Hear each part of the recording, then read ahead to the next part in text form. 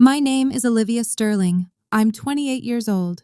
13 years ago, on a stormy October night, my father looked me in the eye and said, "Get out. I don't need a sick daughter like you." I was 15, soaking wet with nowhere to go. The reason? My younger sister told a lie. A calculated, deliberate lie that my parents believed without question. And just like that, I was erased. 3 hours later, police called them to the hospital. I'd been hit by a car. When Dad walked into that hospital room and saw who was sitting by my bed, his hands wouldn't stop shaking. You can't be here. How did you?" The woman sitting there was Dr. Eleanor Smith, one of the most respected professors in the state. She'd found me on the side of the road and saved my life. That night changed everything. Last month, I stood on stage at my sister's graduation ceremony as the keynote speaker. My parents had no idea I was coming. Before I tell you what happened when they saw me, please take a moment to like and subscribe, but only if you genuinely enjoy this story. Also, I'd love to know where you're watching from and what time it is there. Drop a comment below. Now, let me take you back to where it all started. I learned early that in our house, Madison's tears were louder than my achievements. When I was 11, I won first place at the regional science fair. My project on water filtration systems beat out 40 other students. I was so proud. I ran home with the blue ribbon clutched in my hand, burst through the door, and found Mom in the kitchen. "I won!" I shouted. She smiled, hugged me. "That's wonderful, sweetheart." Then Madison walked in from dance practice, 8 years old, face red, tears streaming. I messed up my pirouette. Everyone laughed at me. Mom's arms left me. She knelt down, pulled Madison close. "Oh, baby, it's okay. You'll do better next time." I stood there holding my ribbon. Nobody asked to see it. That was the pattern. Madison needed more attention. Madison was sensitive. Madison required careful handling. I learned to celebrate quietly, to need less, to take up less space. By the time I was 14, I'd stopped showing them my report cards. Straight A's didn't compete with Madison's B- drama. When I got accepted into the prestigious summer science camp, I was thrilled. Full scholarship. 2 weeks studying environmental science with actual researchers. Dad looked up from his phone. "That's nice, Olivia." Madison burst into tears. "Why does she get to go away? That's not fair." Mom squeezed Madison's shoulder. "Olivia, maybe you could skip it this year. Your sister needs—" "I need you here," Madison finished. I didn't go to the camp. They said it was about family unity, about being understanding, about being the bigger person. I learned to be small, quiet, undemanding. But the breaking point was coming. I just didn't know it would arrive in a storm. The lying started small. Madison, 12 years old now, would borrow my things without asking. When I'd mention it, gently, always gently, she'd deny it. "I never touched your sweater," even when it was literally on her bed. Mom would sigh. "Olivia, don't start fights." Then money went missing from Mom's wallet. $50. Madison said she saw me near Mom's purse that morning. I hadn't been.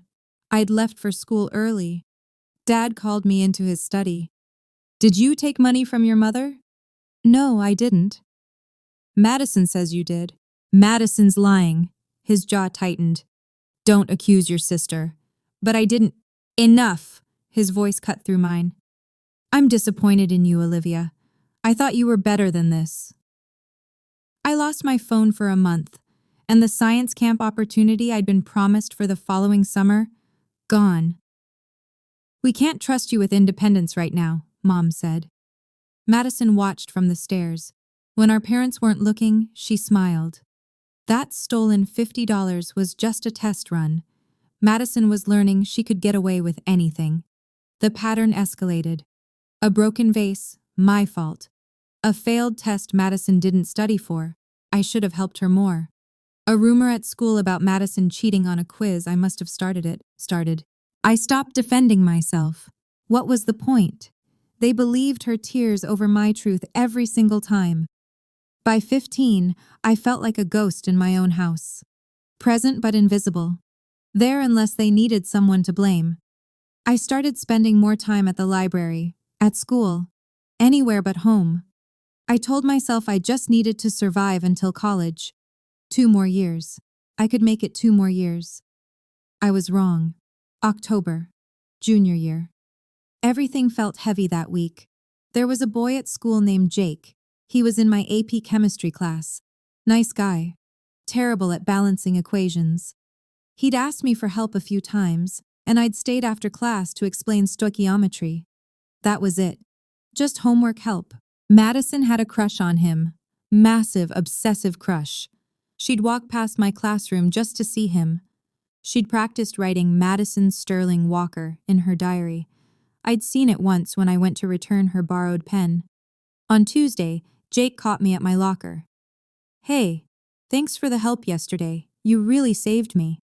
I smiled. "No problem. Maybe we could study together sometime? For the midterm?" "Sure, library works." "Cool." He walked away. I turned and saw Madison 20 feet down the hall, staring, her face pale. That night at dinner, she barely spoke, just pushed food around her plate. Mom kept asking if she felt okay. Madison would shrug, say nothing. I should have known silence from her was more dangerous than her tears. On Thursday, I had a visiting lecturer in my biology class, Dr. Eleanor Smith from the State University. She was talking about educational equity research. I stayed after to ask questions. She seemed impressed. "You have a curious mind," she said, handing me her card. "Don't let anyone dim that light." I smiled, thanked her, had no idea she would save my life a week later. That Friday, the storm warnings started. Big one coming, everyone was preparing, stocking up, battening down. Madison still wasn't talking to me, wouldn't even look at me. I remember thinking, at least I'll have the weekend to catch up on homework in peace. I had no idea what she was planning. Friday night. The rain started around 6. We ate dinner in near silence. The weather alert kept buzzing on Dad's phone. Wind advisories, flood warnings. Everyone was tense. Madison picked at her pasta. I could feel her watching me. When I glanced up, she'd look away. After dinner, I went to my room, started my English homework. Outside, the wind was picking up, rain hammering the windows, the kind of storm where you're grateful to be inside. Around 8, I heard crying downstairs. Madison, loud, heaving sobs. I froze, put down my pen, listened. Mom's voice, soothing. "Sweetheart, what's wrong? Talk to me." More crying. I waited. Maybe she'd twisted her ankle. Maybe she'd failed another test. Maybe... "Olivia!" Dad's voice, sharp, angry. "Get down here, now!" My stomach dropped. I walked downstairs slowly. Each step felt heavy. Madison was on the couch, face buried in Mom's shoulder. Mom was stroking her hair. Dad stood by the fireplace, arms crossed, face red. "What's going on?" I asked. Madison looked up, eyes swollen, tears streaming. She looked at me, and for just a second, less than a second, I saw something else behind those tears, something cold. Then it was gone. "Tell her what you told us," Dad said. His voice was ice. Madison's lip trembled. "Why do you hate me so much?" "What?" I stepped closer. "I don't hate you." "Then why—" She hiccuped, sobbed. "Why have you been spreading rumors about me at school?" My mind went blank. What rumors? About me and Jake? About me cheating on that quiz? About me being a liar? The floor tilted. "Madison, I never—" "Don't lie to her," Mom said quietly. "Just don't." I didn't know what she was talking about, but I was about to find out, and it would cost me everything. "I didn't spread any rumors," I said. My voice shook. "I don't know what you're talking about." Madison pulled out her phone, hands trembling. Then explain this. She showed Mom a screenshot, some group chat, messages I'd supposedly sent, vicious stuff about Madison, things I would never say. But there was my name, my profile picture. I didn't write those, I said. Someone's using my account. Stop. Dad's voice cracked like thunder. Just stop lying. I'm not. And Jake, Madison whispered. You knew I liked him. But you've been flirting with him, trying to make me look stupid. He asked me for help with chemistry. That's all. That's all? Madison's voice rose. You've been staying after class with him, meeting him at the library. He told his friend he thinks you're pretty. We're study partners. You tried to steal him from me. Madison was standing now. And last week you pushed me on the stairs. Look, she pulled up her sleeve, a bruise on her forearm, dark purple. I stared. I never touched you. You did, Mom. She did. I didn't want to say anything because I thought maybe she was just stressed, but Mom stood up, moved between us.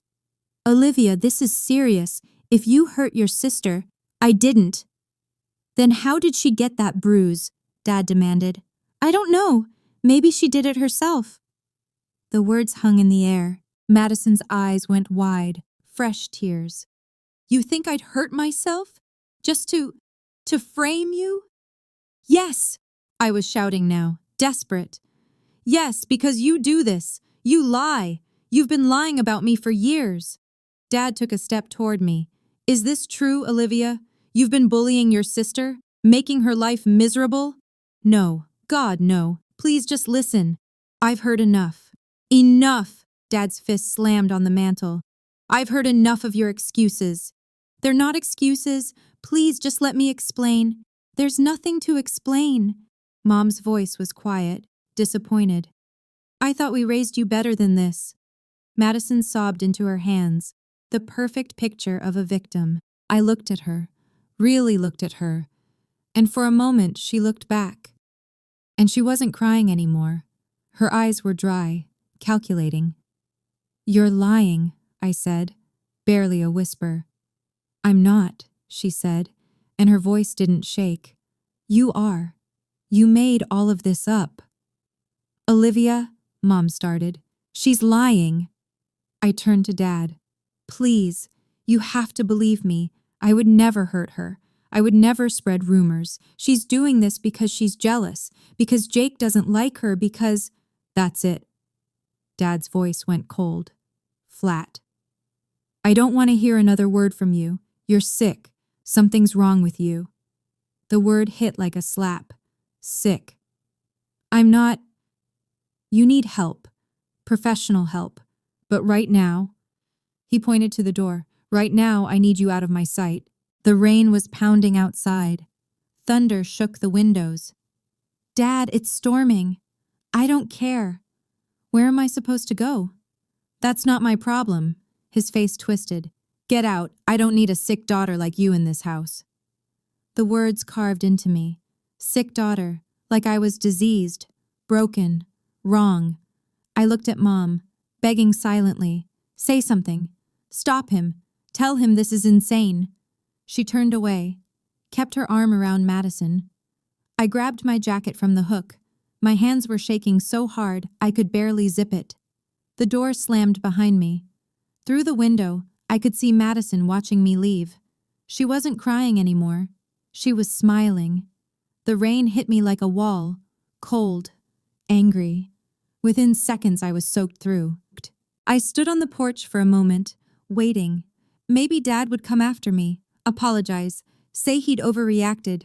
The door stayed closed. I started walking. Nowhere to go, just away. Away from that house. Away from Madison's lies. Away from parents who believed I was sick. My phone buzzed. Low battery. 8%. I pulled it out, tried calling my friend Sarah. No answer. Jessica, straight to voicemail. It was Friday night. Everyone was home with their families. Safe, dry, not me. The wind whipped my hair into my face. Rain came down in sheets. I could barely see 10 feet ahead. Cars drove past, spraying water from puddles. No one stopped. I headed toward the library. Maybe I could wait out the storm there. It was closed. Dark windows, locked doors. The bus station was 2 miles away. If I could make it there, I could sit inside, stay warm, figure out what to do. I walked. Every step was heavy. My shoes were soaked through, water squelching with each footfall. My jacket clung to my skin. I was so cold my teeth chattered. Thunder cracked overhead. Lightning split the sky. I thought about turning back, knocking on the door, begging to come home. But the look on Dad's face, the disgust, I couldn't unsee it. Sick daughter. Maybe he was right. Maybe something was wrong with me. Why else would my own family choose Madison over me every single time? The bus station was still a mile away. The rain got heavier, the wind stronger. I didn't see the headlights until it was almost too late. I was crossing at an intersection. The light was green, I'm sure it was green, but the rain was coming down so hard and the wind was howling and I couldn't see clearly. The car came out of nowhere. Headlights, bright and blinding, a horn blaring, brakes screeching. I tried to jump back, wasn't fast enough. The impact threw me sideways. I felt my body hit the hood, then the pavement, hard. My head cracked against the asphalt. Pain exploded through my skull, white hot and all-consuming. I couldn't move, couldn't breathe. Rain poured into my mouth, my eyes. Everything was sideways, wrong. I heard a car door slam, footsteps running, splashing through water. Oh my God, oh my God. A woman's voice, panicked. Sweetheart, can you hear me? I tried to answer, nothing came out. Don't move, just stay still. I'm calling 911. Her hands were on my shoulder, gentle. Stay with me, okay? What's your name? I blinked, tried to focus. Her face was blurry, dark hair, rain streaming down her cheeks. She looked familiar. Had I seen her before? My parents, I managed. My voice was barely a whisper. Your parents. Okay. What's their number? I'll call them. They don't... I coughed, tasted blood. They don't want me. Her face changed. What? They kicked me out. The words felt heavy. Said I'm sick, don't want me anymore. She stared at me, rain pouring down between us. I saw something shift in her expression. Recognition, maybe. Or horror. You're going to be okay, she said. But her voice shook. I promise, you're going to be okay. Sirens in the distance, getting closer. The woman's face was the last thing I saw before everything went black. I don't remember the ambulance, don't remember arriving at the hospital. My first clear memory is sound. Beeping machines, fluorescent lights buzzing, the smell of antiseptic. And a voice. The woman from the accident. She has a severe concussion, possible internal bleeding. You need to keep her for observation. I tried to open my eyes, too heavy. Everything hurt. I'm staying. That same voice, firm now, not panicked anymore. I'm not leaving her alone. Ma'am, are you family? I'm the one who hit her with my car. I'm staying until her parents arrive. Time passed. I drifted in and out. Voices came and went. At some point I heard new voices, familiar ones. We're Olivia Sterling's parents. Dad. He sounded strained. Mr. and Mrs. Sterling. The woman's voice again, cold now, professional. I'm Dr. Eleanor Smith. A pause, recognition clicking. You're a professor at the State University, Mom said. I am. Dean of Graduate Studies, actually. Her tone could cut glass. I'm the one who hit your daughter with my car tonight. It was an accident, Dad said quickly. We don't blame... She ran across the road in the middle of a storm. She was soaking wet. Alone. At night. Dr. Smith's voice rose. She was 15 years old. Why was she out there? Silence. Mr. Sterling? I asked you a question. We had a family situation, a discipline issue. A discipline issue, Dr. Smith repeated the words slowly. What kind of discipline issue involves putting a child out in a storm? It wasn't like that. Then what was it like? Because your daughter told me something before she lost consciousness. She said her parents didn't want her anymore.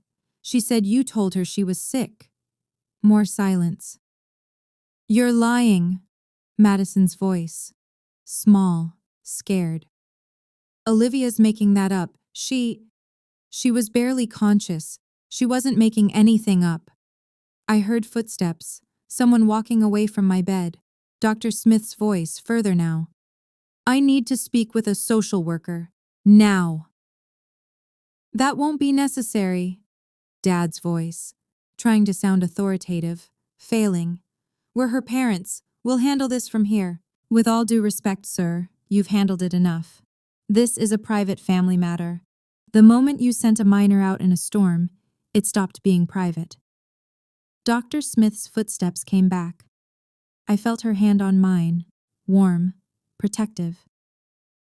I'm not leaving until I know she's safe. A different voice now. A police officer. Mr. Sterling, we need to ask some questions. We haven't done anything wrong, Mom said, but her voice was shaking. Your daughter was hit by a car at 11 p.m. in a major storm. She's 15 years old. We need to understand why she wasn't home. I tried to open my eyes, managed to flutter them. Everything was blurry, shapes moving. I saw Dad's silhouette, Madison behind him. Dr. Smith noticed. She's waking up, everyone out now. She's our daughter, Dad started. And I'm the doctor in this room. Out. Footsteps, voices fading. The door closed. I felt Dr. Smith lean closer. Her hand squeezed mine gently. You're safe now, she whispered. I promise. You're safe. I wanted to believe her, but safe was a foreign word. I hadn't felt safe in years. I closed my eyes again. Let the darkness take me. When I woke up 3 days later, my parents were gone. Dr. Smith was still there. She'd kept her promise. She hadn't left me alone. The concussion was severe. I spent 4 days in the hospital. Dr. Smith came every day, brought books, sat by my bed, talked to me about college, about science, about futures I'd never imagined. My parents visited once, brought a bag of clothes, some schoolwork. They stood at the foot of my bed, uncomfortable. Strangers in hospital scrubs. We're glad you're okay, Mom said. Dad nodded. You gave us quite a scare. Neither said sorry, neither explained, neither asked if I wanted to come home. Madison didn't come at all. On day 5, a social worker came. Her name was Rita. She had kind eyes and asked questions in a gentle voice. About my home, my family, what happened that night. I told her everything. Madison's lies, my parents choosing her, the words, sick daughter. Rita listened, took notes. Olivia, you have options. You don't have to go back. Where else would I go? Dr. Smith knocked on the door, stepped in. She could stay with me. I stared at her. What? Foster placement, temporary until we figure out something permanent, if you want. She looked at Rita.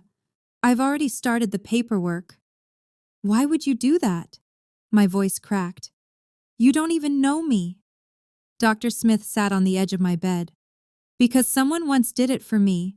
When I was 17, my family kicked me out. A teacher took me in, changed my life. She touched my hand. You're brilliant, Olivia. You have potential most kids never dream of. Don't let anyone tell you you're sick. Don't let anyone dim that light. I started crying. Couldn't help it. I'll understand if you want to go home, Dr. Smith said softly. But if you want something different, I'm here. I made my decision in that hospital room. I chose different. 6 months later, I was a different person.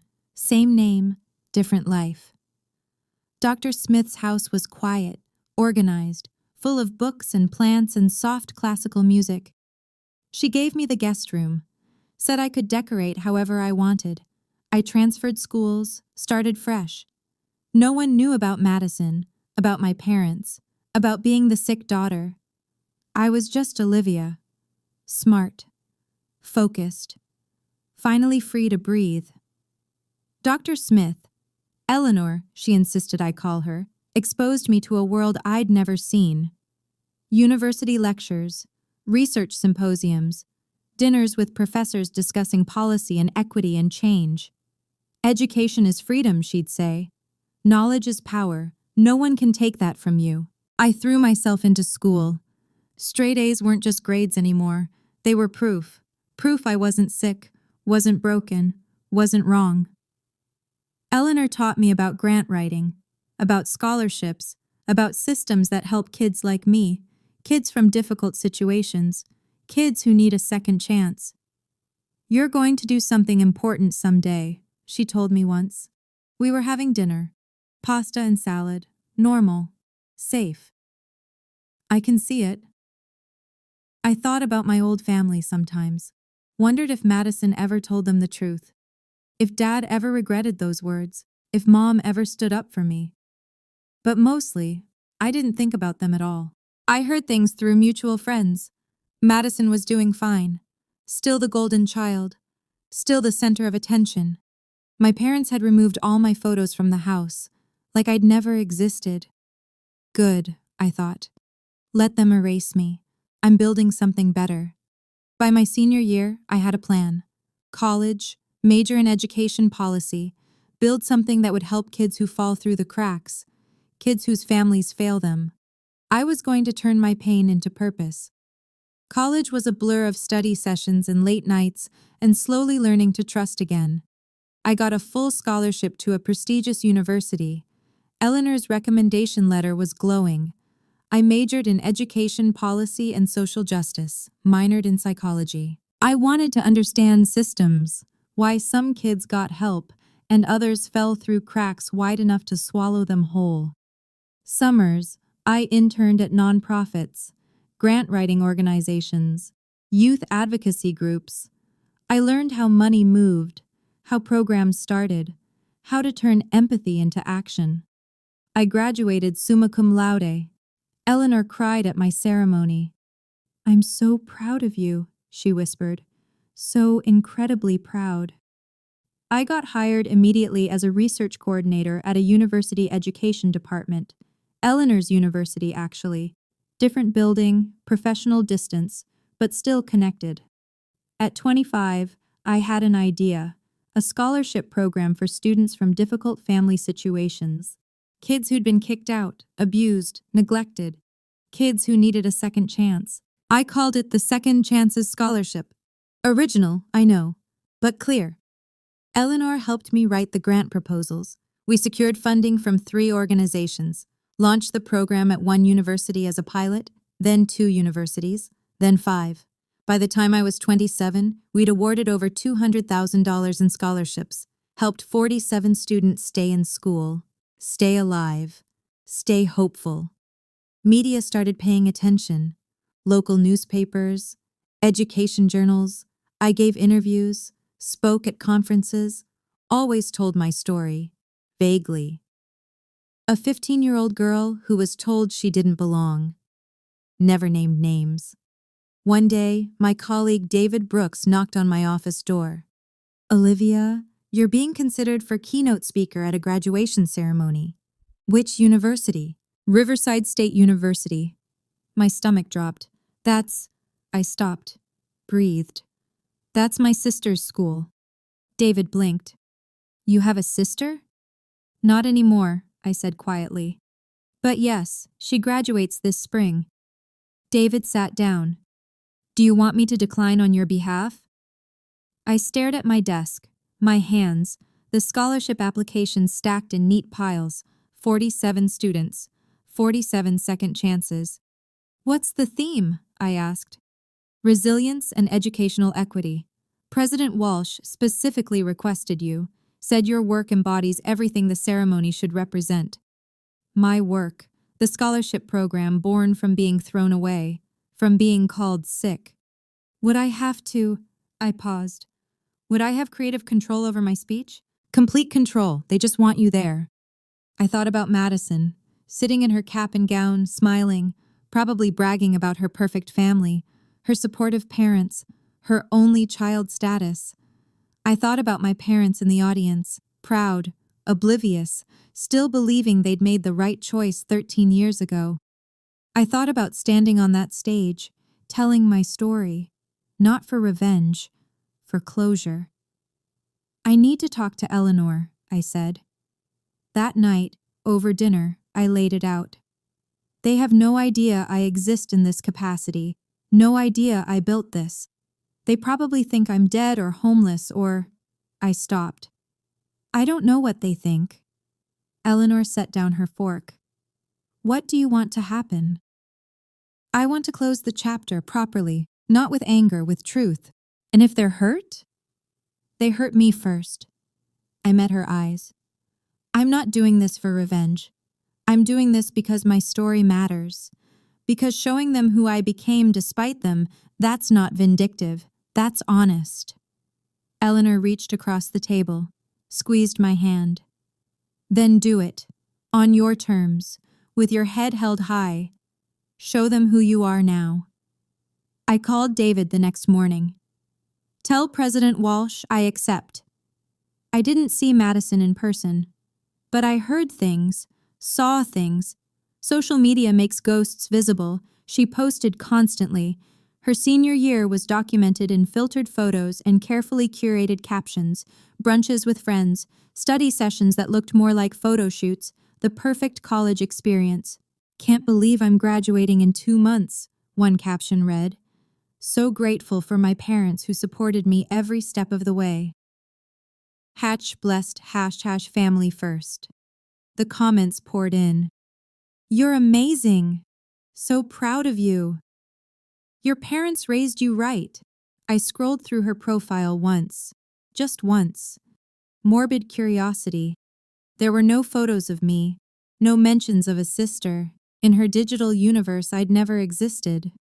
One post caught my attention. Madison at dinner with our parents. Big smiles, wine glasses raised. Celebrating my graduation with the 2 best people in the world. Love you, Mom and Dad. Dad looked older, gray at the temples. Mom looked tired, but they looked happy, proud. I closed the app. Through old acquaintances, people I'd known before the storm, I heard Madison was excited about graduation. Big ceremony. All her friends would be there. Her parents were throwing a party afterward. The keynote speaker is supposed to be really good, one friend posted in a group chat I was still accidentally part of. Some researcher who started a scholarship program. Should be inspiring. Madison had replied, Ugh, those speeches are always so boring, but whatever, it's my day. I smiled at that, took a screenshot, saved it. Not for revenge, just for proof that she had no idea, no clue what was about to happen. I wondered if she'd recognize me. 13 years was a long time. I'd changed, grown up, become someone else entirely. Guess we'd find out. I wrote my speech over 2 weeks, drafted, revised, cut, added, read it aloud to Eleanor a dozen times. Don't mention names, Eleanor advised. Tell the story, let people connect the dots themselves. The speech opened with statistics, educational inequity, students who fall through systemic cracks. Then it shifted personal. At 15, I was told I didn't belong, that something was wrong with me, that I was too broken to keep. I practiced in front of the mirror, watched my face stay calm, composed, professional. But someone saw potential instead of problems. Someone gave me a second chance. And that changed everything. No tears, no anger, just facts, just truth. David arranged everything, parking, credentials, my name in the program. Olivia Sterling, director of Second Chance's scholarship program. The night before I couldn't sleep, Lay in bed staring at the ceiling, thinking about Madison, about Dad's voice saying sick daughter, about Mom turning away. Was I doing this for the right reasons? Eleanor knocked softly, came in with tea, sat on the edge of my bed like she had 100 times before. Second thoughts? She asked. Just thoughts. You're not the girl they threw away, Olivia. You're the woman who built herself back up. Remember that tomorrow. I sipped the tea. Chamomile, honey. Will you be there? Front row, always. Morning came too fast. I dressed carefully, navy suit, professional but not stuffy. Eleanor's grandmother's pearl necklace. She'd insisted I borrow it. In the mirror, I looked confident, successful, nothing like the soaked 15-year-old who'd been told she was sick. I was ready. The campus was beautiful. Old brick buildings, manicured lawns, students in caps and gowns everywhere, families taking photos, laughter, excitement. The air buzzed with possibility. I arrived early, met President Walsh in his office. He was warm, effusive. Ms. Sterling, we're honored to have you. Your work is extraordinary. Thank you, sir. The students will be inspired, I'm sure of it. David walked me to the auditorium. Backstage was controlled chaos. Faculty adjusting robes, staff checking microphones, graduates peeking through curtains at the filling seats. I looked at the program, scanned the graduate names. There, row 3. Madison Sterling, Bachelor of Arts Communications. My heart kicked against my ribs. You okay? David asked. Yes. I folded the program. Just ready. Eleanor arrived. She wore a beautiful emerald dress, looked proud. She hugged me tight. You've got this.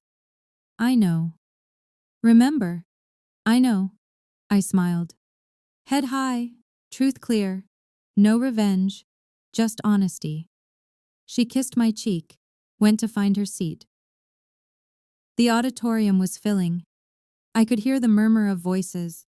Hundreds of people, families, friends, all here to celebrate their graduates. Somewhere out there, my parents were sitting down, probably in the middle section.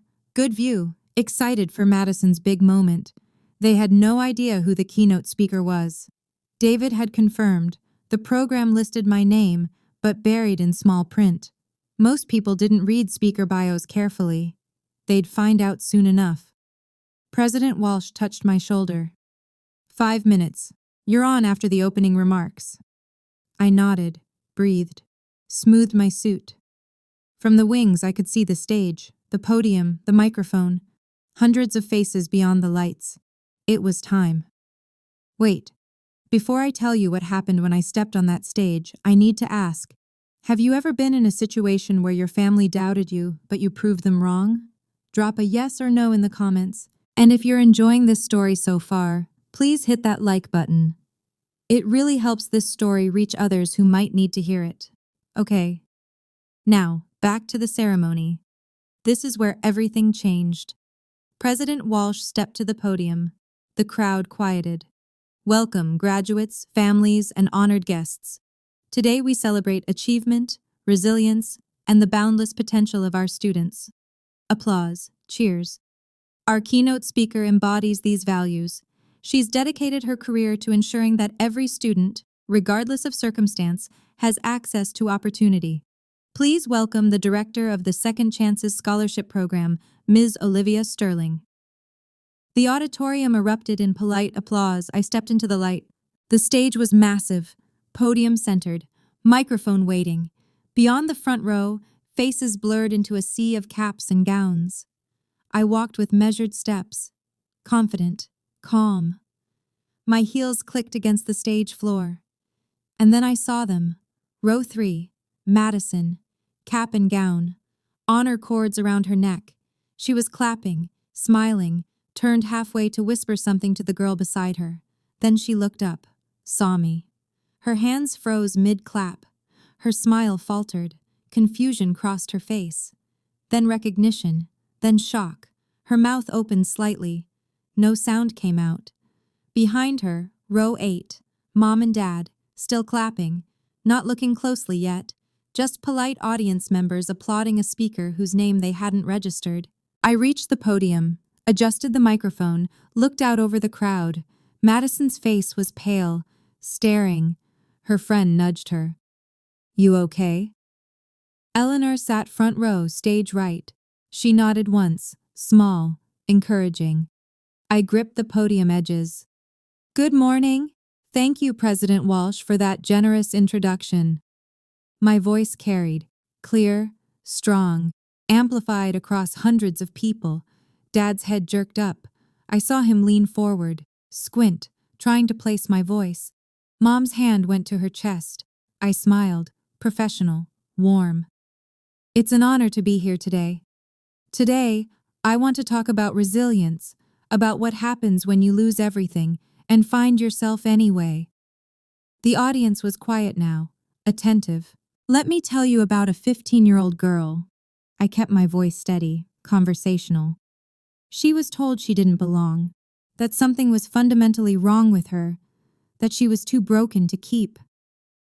Mom's hand gripped Dad's arm. I could see it even from the stage. One night, in the middle of a storm, she was put out, told to leave, told she wasn't wanted anymore. Whispers rippled through the crowd, uncomfortable shifting. She wandered alone in that storm for hours. No phone, no money, no place to go. She was hit by a car, nearly died. Madison had gone completely still, frozen. Her face was white. But someone stopped, someone helped, someone saw potential where everyone else saw problems. Eleanor's eyes were bright, proud. That person became her family, her mentor, her mother in every way that mattered. I paused, let the words settle. That 15-year-old girl was me. The auditorium went silent. You could have heard a pin drop. Dad stood up halfway. Mom pulled him back down, both of them staring, mouths open. Madison looked like she wanted to disappear through her chair. Students around her whispered, pointed. Her friends looked confused, concerned. "I'm here today because Dr. Eleanor Smith," I gestured to Eleanor, "didn't give up on me when my own family did. She taught me that rejection isn't the end. It's a beginning." More whispers, spreading like wildfire. The Second Chances Scholarship was born from that experience. It exists for students who've been told they're not enough, who've been dismissed, abandoned, cast aside. I looked directly at Madison, made eye contact. Because being rejected doesn't define you, what you do afterward does. Today, that scholarship has helped 47 students. My voice stayed level, clear. Students like the girl I used to be. A woman in the back whispered loudly, "Is that really her family?" I continued, professional, unshaken. I learned something important in those years after the storm. Family isn't always biology. Sometimes it's choice. Sometimes it's the people who choose you when others walk away. Eleanor wiped her eyes, smiled at me. "I learned that you don't need everyone to believe in you. You just need one person. One person who sees past the surface, past the accusations, past the lies." Madison's face crumpled. She looked down, shoulders shaking. Her friends had stopped whispering. They were staring at her now, connecting dots. And I learned, I gripped the podium, that success isn't about proving people wrong. It's about building something meaningful despite them. Dad's hands were trembling. He looked like he wanted to run, leave, escape. Mom was crying silently, mascara running. So to the graduating class of Riverside State University, I leave you with this. Your worth is not determined by who stays. It's determined by how you grow after they leave. I paused. Let that land. You will face rejection, disappointment, people who underestimate you. That's guaranteed. I looked across the sea of graduates, young faces, hopeful.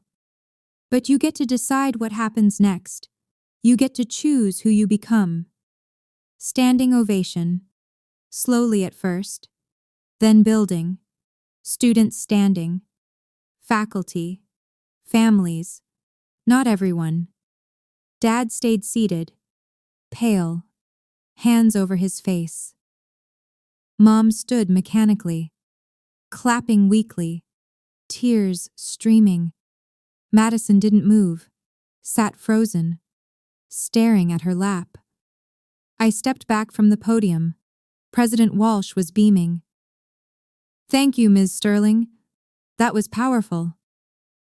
I walked off stage, back into the wings, and I breathed.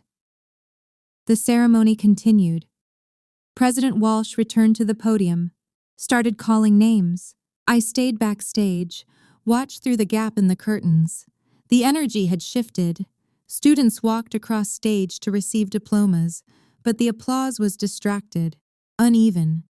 People were still processing my speech, talking, pointing, checking their phones. Madison Sterling, Bachelor of Arts, Communications. Madison stood, walked to the stage. Her smile was tight, forced. Her hands shook as she accepted the diploma. The applause was thin, scattered. Some people clapped enthusiastically, her close friends probably, but others didn't clap at all, just watched, whispered. She walked off stage quickly, disappeared into the crowd of graduates. I saw her friends huddled around her, talking urgently. Madison shaking her head, trying to explain something, failing. Dad and Mom sat rigid, not talking, not moving, just staring straight ahead. After all the names were called, President Walsh closed the ceremony. "Congratulations to the class of 2026. Caps flew. Cheers erupted. Families rushed forward. I slipped out a side door, met Eleanor in the reception area outside the auditorium. "You did it," she said, hugged me tight. "I did." "How do you feel?" I thought about it. "Free?" David appeared. "Olivia, that was, wow." He looked flustered. "I had no idea. Your family? Are you okay?" "I'm fine. They're asking to see you." "Who?" "Your parents. They're at the side entrance. They want to talk." My stomach tightened. "Do I have to?" David shook his head. "Absolutely not. I can have security. No." I straightened. "I'll talk to them, on my terms, 5 minutes. That's it." Eleanor squeezed my hand. "I'll be right here." I walked toward the side entrance, toward the family I'd left behind 13 years ago. They stood by a pillar. Dad's face was gray. Mom's makeup smeared. Madison hovered behind them, eyes red. I stopped 3 feet away. Professional distance. "You wanted to talk?" Dad's mouth opened, closed. "Olivia, we didn't know you'd be here." "I'm sure you didn't. You look..." Mom's voice broke. "You look well." "I am well. Dr. Smith made sure of that." Eleanor had followed me, stood slightly behind, protective. Dad's eyes flicked to her, then away. "We owe you an apology." "You owe me a lot more than that." My voice was calm, level. "But an apology is a start." "We made a mistake," Mom said. "A terrible mistake. We should have listened. You should have protected me. That's what parents do. They protect their children." I kept my hands at my sides, didn't cross my arms, didn't close off. "You chose Madison's lie over my truth. You called me sick, threw me out in a storm." Madison flinched, tears rolling down her face. "We were wrong," Dad said, his voice cracked. "I was wrong. I've got Olivia.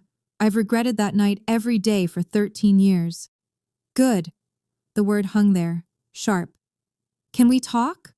Mom reached toward me. "Privately? As a family?" "We're not a family." I said it gently, not cruel, just factual. "You made that clear 13 years ago." "But we can fix it," Dad said desperately. We want to fix it. Please." "There's nothing to fix. You made your choice. I made mine. We're done." "Olivia," Madison's voice, quiet, broken. "I'm sorry. I was 12. I was stupid. I didn't know. You were old enough to know what you were doing." David appeared with a folder. Olivia, these are the scholarship applications for next semester. President Walsh wanted you to have them before you left. He handed me the folder. Official university letterhead, my name, my title, photos of scholarship recipients, testimonials. Dad's eyes fixed on it. You really did all this? Yes, despite everything. Mom took the folder gently, opened it, read. Her face crumpled. 200 students? 47 so far, but we're expanding. You're a director? Senior director, as of last month. I took the folder back. I work with 5 universities. We've granted over $200,000 in scholarships to students from difficult situations. President Walsh joined us, oblivious to the tension. Ms. Sterling, that was the best keynote we've had in years. The students are still talking about it. Thank you, President Walsh. He turned to my parents. Are you Olivia's family? You must be so proud. Silence. They are, Eleanor said smoothly. Aren't you, Mr. Sterling? Dad's jaw worked. Yes, very proud. President Walsh beamed.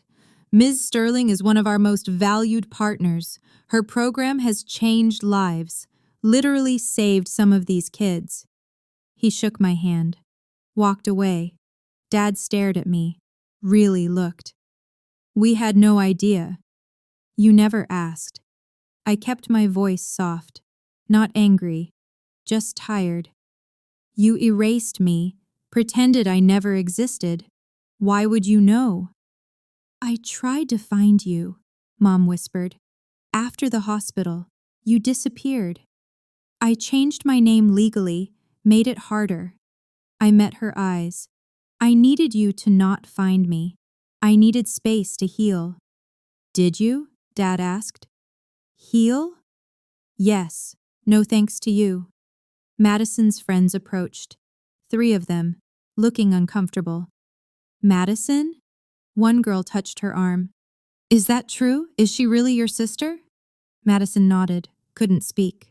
You said you were an only child. I know, You told everyone your sister died. Another friend's voice was cold. Last year, you said she died in a car accident when you were 12. My eyebrows rose. You told them I was dead? Madison's face flushed. I didn't. It was easier than explaining. Explaining what? The first friend demanded. That your family kicked her out? That you lied about her? It wasn't like that.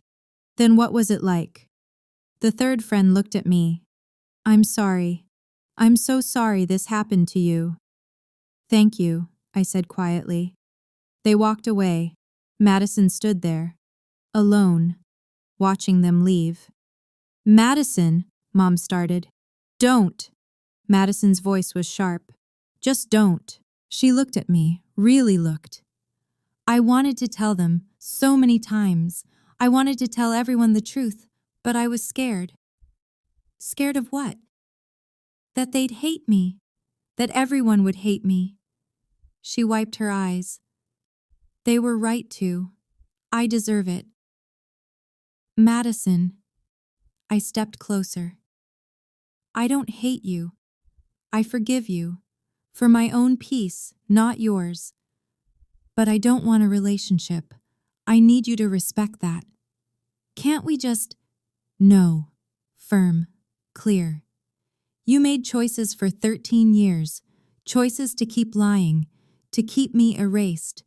That's not childhood stupidity. That's who you became. Madison sobbed. Mom pulled her close. I looked at Eleanor. Can we go? Yes. She linked her arm with mine. Let's go home. We walked away, didn't look back, didn't look. Behind us, I heard Madison crying, heard Dad saying my name, weak, desperate. I kept walking. Okay, I need to pause here for just a second. That moment, standing there, watching Madison realize she couldn't lie her way out. It was 13 years in the making. If you've ever had to set boundaries with toxic family members, drop a comment. Boundaries matter. And if this story is resonating with you, please subscribe. I share these stories because I know someone out there needs to hear them. Now let me tell you what happened in the weeks that followed. The week after graduation, my phone wouldn't stop buzzing. Voicemails from Dad. Please call back. We need to talk. I'm so sorry. We're so sorry. Just, please. Emails from Mom. Long, rambling, full of apologies and excuses. We were under so much stress. Madison was going through a phase. We didn't understand what we were doing. I didn't respond, not yet. Work kept me busy. Scholarship applications poured in. The ceremony had gone viral, not the whole thing, but my speech. Someone had recorded it, posted it to social media. 50,000 views, then 100,000. Comments flooded in. This woman is incredible. Family isn't blood, it's who shows up. I cried, this is exactly what I needed to hear. But also, anyone know if this is real? What university was this? Need to know what happened to the sister. I ignored them, focused on work. Then an email came from one of Madison's former friends. Subject line, you deserve to know. Inside, screenshots, group chats. Madison's friends discussing her, distancing themselves. One message stood out. I can't believe she lied about her sister being dead. That's psychotic. Another. I'm uninviting her from my wedding. I don't want drama. Madison's carefully constructed social life was crumbling. Part of me felt bad, a small part. The larger part felt nothing, just relief. Eleanor and I had dinner, quiet, comfortable. How are you processing? She asked. I don't know, I paused, searched for the word. Free, like I finally put down something heavy I didn't realize I was carrying. You did well, Olivia. Handled it with grace. They want to reconcile. Do you? I thought about it. Really thought. No, I don't think I do. She nodded, squeezed my hand. That's okay. You're allowed to walk away. 2 weeks later, Dad showed up at my office. My assistant buzzed me. Olivia, there's a Mr. Sterling here to see you. He doesn't have an appointment, but he says he's your father. My stomach tightened. Give me 5 minutes, then send him in. I closed my laptop, straightened my desk, breathed. Dad walked in looking 10 years older, gray hair, lines around his eyes, shoulders slumped. Thank you for seeing me, he said. I have a meeting in 20 minutes. I understand. He sat across from my desk, formal, like a job interview. Olivia, I need to say this. We were wrong. I was wrong. What I did to you, what I said to you, it was unforgivable. Yes, it was. Madison told us the truth. Finally, last week. She broke down, confessed everything. The lies, the manipulation, all of it. 13 years too late. I know it doesn't fix anything. His hands shook. He clasped them together. But I need you to understand. We've been living with this guilt. Every day, every single day. We look at that empty room, the photos we took down, and we know we destroyed something we can never get back. You're right. You can't. Can you forgive us? I leaned back, considered. Forgiveness isn't the issue, Dad. Trust is, and that's broken, shattered. You believed Madison's lies over my truth. You called me sick. You threw me out in a storm. I know. You don't know. My voice stayed calm, quiet. You don't know what it's like to be 15 and homeless in a storm. To be told by your own father that you're too broken to love. You'll never know. Tears rolled down his face. What can I do? Tell me what I can do. Nothing. There's nothing you can do. It's too late. 3 days later, an email arrived. Subject, I'm sorry. From Madison. I almost deleted it, finger hovering over the trash icon, but curiosity won. Olivia, I know you don't want to hear from me. I know I don't deserve your attention, but I need to say this. I was jealous, so jealous of you. You were smart and capable and people liked you without you even trying. I had to work for every bit of attention I got. And it still wasn't enough. You were always better. When Jake liked you instead of me, I snapped. I planned the whole thing, the screenshots, the bruise, everything. I knew Mom and Dad would believe me. They always did. I didn't think it would go that far. I didn't think Dad would actually throw you out. When I saw you walking into the storm, I felt sick, but I couldn't take it back. I was too scared, too proud. I've spent 13 years lying, to everyone, to myself. I told people you died because it was easier than admitting what I did. I destroyed your life, I know that, and I destroyed my own too. I have no real friends now. Nobody trusts me. I lost my job offer because someone from graduation told HR about my family situation. I'm not asking for forgiveness. I don't deserve it. I'm just asking you to know. I'm sorry. I'm so sorry. Madison. I read it twice, saved it, didn't respond. 4 days later, she sent another, then another, each one more desperate, more broken. After the 5th email, I replied, short, final. Madison, I accept that you were young, but you had 13 years to correct it. You chose to keep me erased. I forgive you for my own peace, but I don't want contact. Please respect that. She stopped emailing. My speech went more viral than I'd expected. A local news station reached out, wanted to interview me about the scholarship program. I agreed, but only if we focused on the students, not my personal story. The segment aired. Local researchers' Second Chances program helps students in crisis. They interviewed 3 scholarship recipients. One girl said, "This program saved my life. Literally, I was about to drop out. Ms. Sterling's team gave me hope." Applications tripled. Funding requests poured in. 3 more universities wanted to partner. Education journals called. Would you write about your methodology?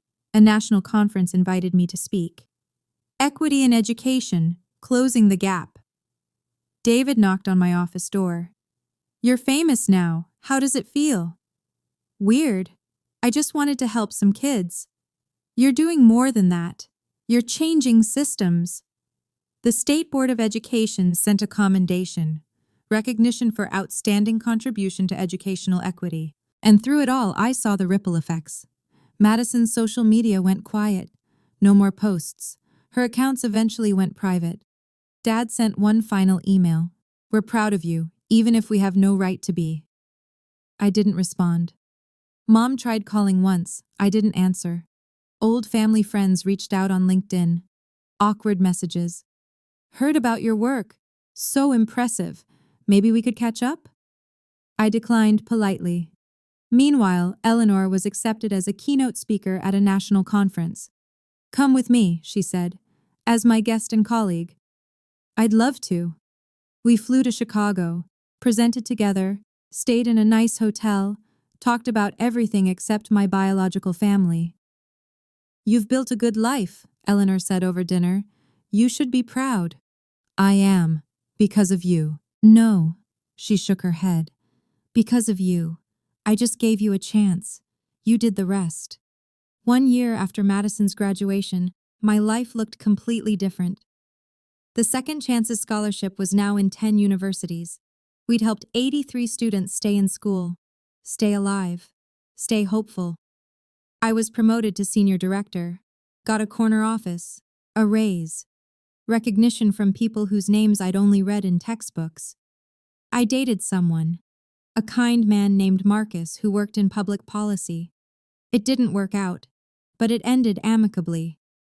I was learning that not all endings had to be painful. Eleanor turned 60. We threw a party. Colleagues, friends, students she'd mentored over the years, people who loved her, chose her, built family around her, I gave a toast.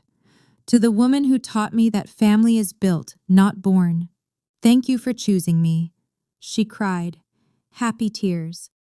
I thought about my biological family sometimes, not often, not painfully, just thoughts. Wondering where they were, if Madison had gotten help, if Dad still sent unanswered emails. They sent a Christmas card. No return address. Just signatures. Richard, Patricia, Madison. No message, no explanation. I put it in a drawer, didn't throw it away, didn't respond. Just acknowledged it existed. I spoke at another graduation. Different university, different students. But similar message. Boundaries aren't walls, they're doors you control. Afterward, a young woman approached, 20 years old, tearful. That was my story too. My family kicked me out at 16. I thought I was alone. You're not alone, I told her. You're surviving. That's more than enough. She hugged me, tight. Thank you. I drove home that evening, to the house I shared with Eleanor, my real mother, and felt something I hadn't felt in years, complete peace. People ask me if I regret that night, the storm, the pain, the hospital. I don't, because it led me here, to this life, this work, this family I chose. Not every story has a happy ending like mine. I know that. I'm lucky. Dr. Eleanor Smith found me, chose me, saved me. Not everyone gets that. But everyone gets to set boundaries. Everyone gets to decide who has access to them. You don't owe toxic people your presence, not even if they're family, especially not if they're family. Forgiveness doesn't mean reconciliation. You can forgive someone for your own peace while still keeping them out of your life. Those aren't contradictory. They're both necessary sometimes. I learned that blood doesn't make family. Choice does. Consistency does. Showing up does. Eleanor showed up every single day for 13 years. She earned the title Mom. My biological parents? They showed up once, failed, never tried again. That tells you everything. I learned that success isn't about proving people wrong. It's about building something meaningful despite them. The scholarship program wasn't revenge. It was purpose. It was turning my pain into something that helps others. That's the difference. Revenge seeks to hurt. Purpose seeks to heal. I learned that your worth isn't determined by who stays. It's determined by how you grow after they leave. Some people will always underestimate you, reject you, tell you you're too broken, too sick, too much or not enough. That's their limitation, not yours. You get to decide what happens next. You get to choose who you become. I chose to become someone who helps kids like me. Kids who need a second chance. Kids who deserve to know they're worth saving. That's my legacy. Not the family that threw me away, but the family I built afterward. So that's my story. The storm that almost destroyed me became the catalyst for everything I built. I'm 28 now, same age as when I started telling you this, but I feel older, wiser, whole. My parents' names are still in my phone. I haven't deleted them, but I haven't called either. They exist in my past, not my present, and definitely not my future. Madison sends me a message every few months, short, apologetic. Thinking of you, hope you're well. I read them, don't respond. Maybe someday I will, maybe not. Either way is okay. Dr. Eleanor Smith is Mom now, not Dr. Smith, just Mom. She's the emergency contact on every form. The person I call when something good happens, the one whose opinion matters. Blood didn't make her my mother, choice did. 13 years of showing up, of believing in me, of loving me when I couldn't love myself. That's family. Every year, on October 15th, the anniversary of that storm, I drive past my old house, not to punish myself, not to wallow, just to remember. I park across the street, look at those windows, that door, and I think, that girl survived. She survived being called sick, being thrown away, being told she was too broken to love. And she didn't just survive, she thrived. If you're in a storm right now, metaphorical or real, know this. You can survive it. You can even thrive after it. Just because someone gives up on you doesn't mean you give up on yourself. Set your boundaries. Choose your family. Build your purpose and never, ever let anyone tell you you're too sick, too broken, or too much. You're exactly enough. Thank you for listening. You matter. Thank you so much for staying with me until the end. If this story helped you in any way, please hit that like button and subscribe. Your support helps these stories reach others who need to hear them. And if you want more stories like this, check the description below. I've linked similar videos there. Remember, you define your worth. Nobody else. Take care of yourself. I'll see you in the next story.